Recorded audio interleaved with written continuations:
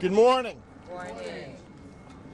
Let me start by saying I am proud to be part of a Democratic caucus 217 strong who are here in Washington today to work for the American people.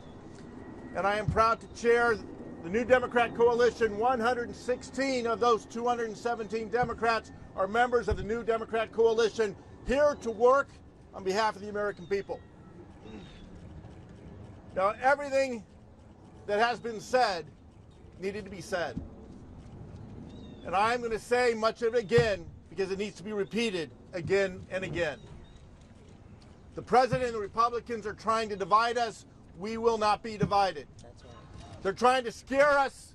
We will not be bowed. That's right. We have a dual crisis.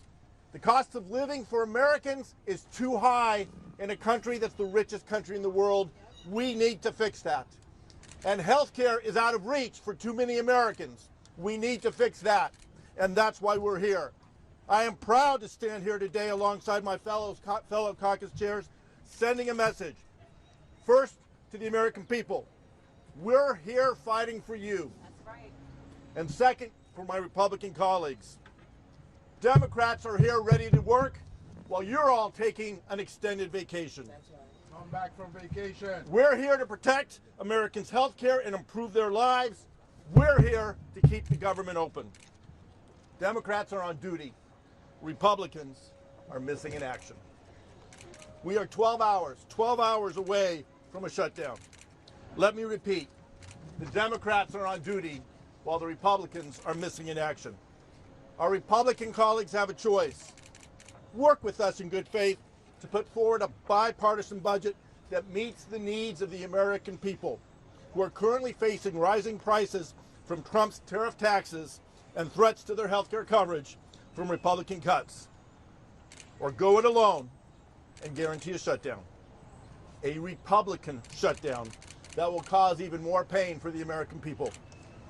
We're here to find common ground and work together for Americans, for the American people. We're here fighting for health care and to make living more affordable. But the Republicans, quote unquote, are gone. And their quote unquote clean CR is anything but. There is nothing clean about a bill that cuts $1 trillion from Medicaid and $500 billion, $500 billion from Medicare. The biggest cuts to Americans' health care in American history. There's nothing clean about a CR that takes meals away from school kids trying to learn the lessons they need to succeed in the 21st century.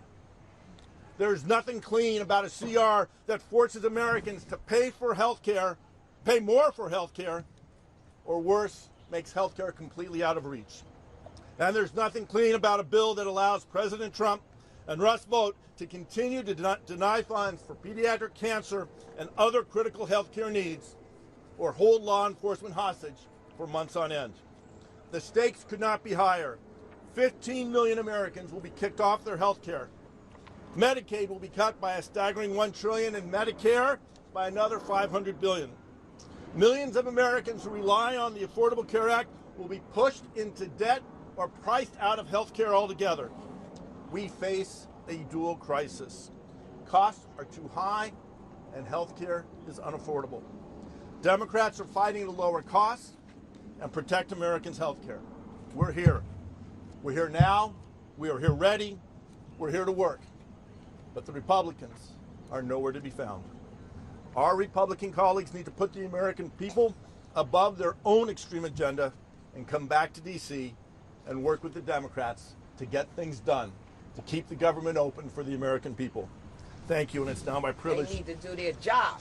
They need to do their job. It is now my privilege to turn it over to my colleague, the chair.